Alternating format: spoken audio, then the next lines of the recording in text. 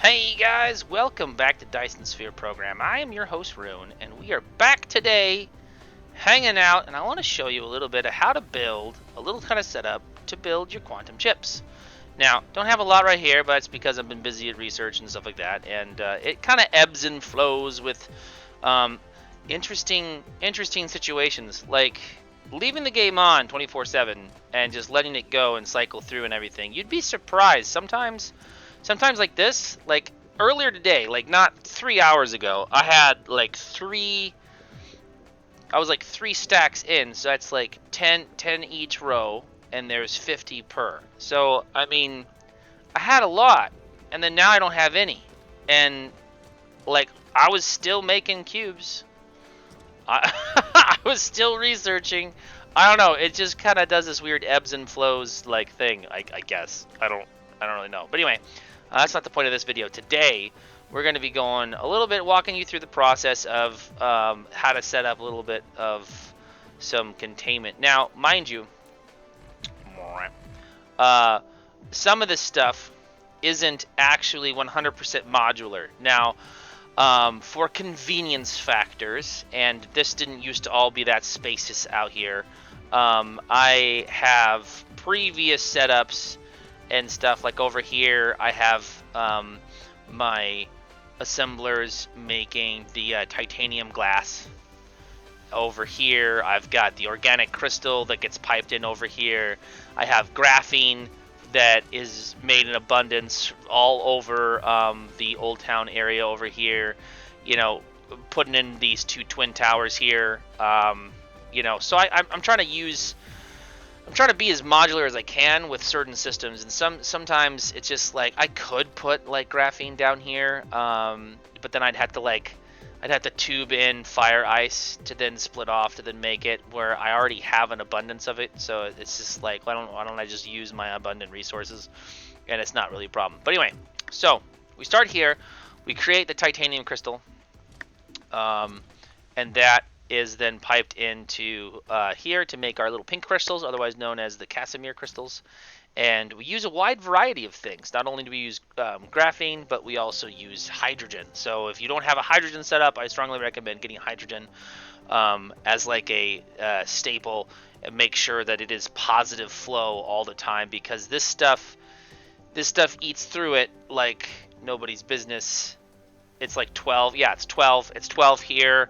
The deuterium guys, like they've actually stopped working because I have max deuterium in all of my little storage units. So it just was, we can just shut down. We don't need to run anymore, which is fine. I don't really mind. So anyway, make sure you have enough hydrogen in your system before you start making these pink crystals. And then also that gets piped into the center kind of area. Now again, this was built when I had a whole bunch of other kind of crap around it and everything. So I was in a small compact area. So I made this kind of like situation to where I have access. Like this one directly feeds into here, so it 100% makes sure that these two are going. And at the time, I didn't really have enough technology to upgrade to the Mark III production anyway. So this is Mark II.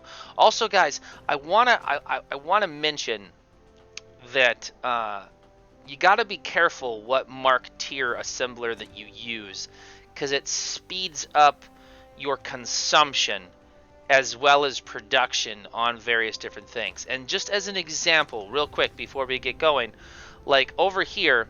And in a previous video, I did say that, I did augment this setup over here to make these guys, the super magnetic rings or whatever. I wasn't having enough room.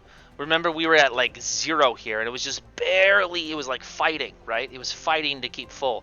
Well, I added 2. I redesigned some of this stuff. I put some of the spouts over on the south side over here. Or is this technically the north side? I can't remember. On this side, so I have space to add 2 more magnet makers, which then allowed me to have a massive amount of surplus of rings.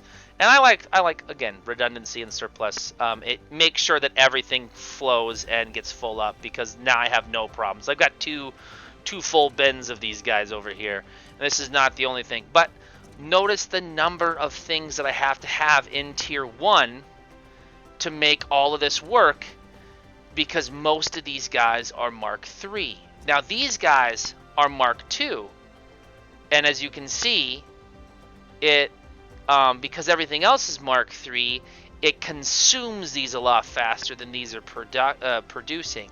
So, I mean, you gotta kind of have to watch it and give or take a little bit on how you set up, because over here, this is a very similar same setup.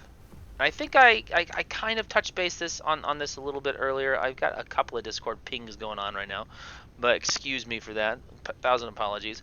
But notice all of these guys are they're all Mark II, and I don't need as much. See, I've got 6 versus 9, and I'm fine. You know, the one thing I am missing a lot here right now is iron bars, but that's mainly because this guy also consumes iron bars. So I have a split tree here that is dividing how much iron ingots we actually get over here, and I can rudimentally change that by, you know, like over here I can spout out another iron ore thing right here and have a little bit of refining, and then stick that into here for extra surplus or whatever. But it's going. I mean, we've got surplus here. These are slow to produce anyway, like this strange matter and stuff. It's a slow cycle time. You only get 7.5 a minute. You know, that's you running 24/7. That's even with you have this. Now this kind of also is like an ebby flowy kind of situation, to where there are times where I have a storage unit that's like super full, and then there are times to where it's like really hurting. So, I mean, your supply chains constantly, you know, they go up and they go down, they go up and they go down. It's kind of funny sitting here just watching how this all goes. But anyway, back over to here to the quantum chip. So, all of this stuff is Mark II, so it's a little bit slower. All of our belts are Mark II. Most of our injector dudes, our little arms, our sorters, are Mark III, with the exception of 1, I think, or 2. Oh, I see a few. Okay, so maybe like 4. But anyway, not the point. The point is we have enough crystals here to then make sure that all of these assemblers, these plane filter things, are doing their job, being created, and then zipping on over here. And as you can see, we have a full storage here, which is great, because the quantum chip assembler then needs quantum chips and then those guys to continuously make. And as long as you can support this, it's pretty decent. And like I said before, like right now, I think I have like a deficit. Like I just finished a research, and like I got some holes. Like my antimatter. Now this is the thing about antimatter too. Like the consumption on the antimatter is huge, because I had three full chests full of antimatter. This is a little like tangent here, but the logistics. You have to continuously monitor your logistics and which good you're getting in and at what quantities and stuff, because if you don't, at times you'll then find yourself like completely 100% out of production stuff for like no reason. It's really weird. And I had 2 full situations over here, and I even had like a good number of stuff in here when I was showing you guys earlier about the whole photon thing, and like giving you a little tour about the base and stuff like that. Like, so it definitely, like the consumption radius just spiked for whatever reason. I still don't have another solar panel right there, but it is what it is. Not really a big deal, but it's just an interesting note to just kind of like watch your logistics, because sometimes you'll be good and other times it'll like, you know, really creep up on you, and then all of a sudden you're out of like a couple of tier goods, and you're not being as efficient as possible, or something along those lines. But anyway, that's gonna be it for this one. I just wanted to have it short and quick, show you a little bit about a little small quantum chip setup. Actually, before we go, I'll show you the more advanced quantum chip situation with Mark IIIs. This is the giant cluster that is the Mark IIIs, and I have a whole bunch of things piping in here, and right now I don't have any of these. But what's nice about this, so again with redundancy that I like, is I have these storage units that stack up. Sometimes this is fine on its own, and it can power everything when I have like full abundance resources and everything. But what's great about this is, see, I have 4 guys here that make stuff, right? And so I have these 2 boxes right here that have it for the orange cubes. Well, I can just grab this. Like I'm really full up because I've been doing some construction work. But I can just fly over here real quick. And I know it's not automated or whatnot, but it is a little thing that you can do. You can kind of have a little manual input if needed to get things kind of going, and then give your assembler a little bit of a break of crafting. Something like that. But anyway, this setup is the Mark III. It is fast, so it consumes faster. It produces, I don't think that fast, honestly, compared to the Mark II. I just think that the Mark IIIs, I just recently started using them. Obviously, this is a big thing, but they do produce 1.5% faster. But I have a lot more logistical problems keeping them 100% up than I do with the Mark IIs. So I mean, to each their own. It kind of depends on what you like to do. I'm trying to adapt and adjust to the highest tier, which is Mark III. You know, we still have an abundance of these, which is great, and we have an abundance of titanium alloy. We have an abundance of deuterium, and we have an abundance of the deuterium. Is it, how do you? Deuterium fuel rod.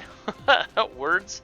But see, we have an issue here, mainly because I have the feeder giving an overflow into this guy. So it's kind of unfortunate.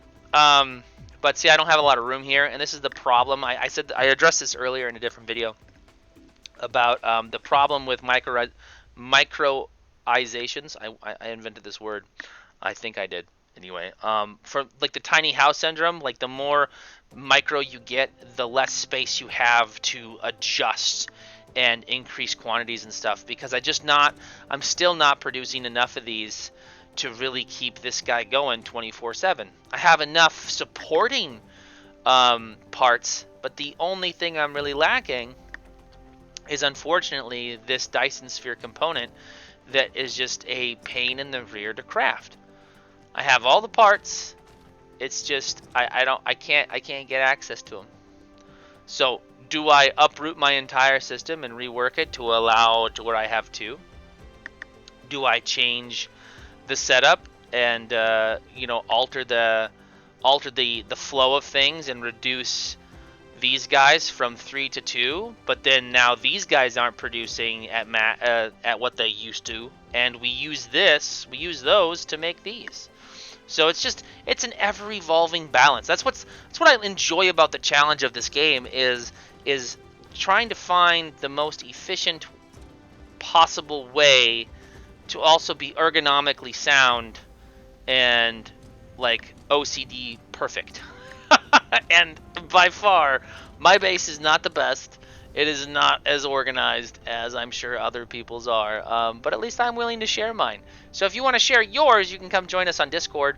We can stream it, you can show it, you can share it, you can love it, we can discuss it, we can have a lot of fun, working and tweaking things and making everything all good to go. Before I go, I do want to show you. I did go over here, kind of overkilled this a little bit more. I think I can add more power generation here, because I didn't realize how many I actually added. I think that's like 9 or something. What is that? 2, 4?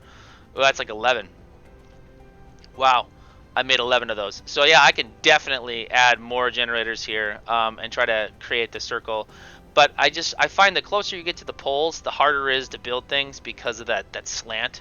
You kind of like lose like placement. It bugs me sometimes, like the placement of things. Like if I try to line it up as best as I can, like this conveyor belt here had to go in a little bit just to, it just bothers me. Anyway,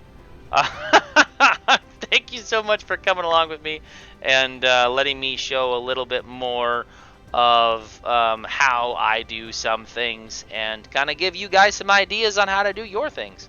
And leave a comment, like, subscribe, come join us on Discord like I said before, and I will see you in the next episode. Take care.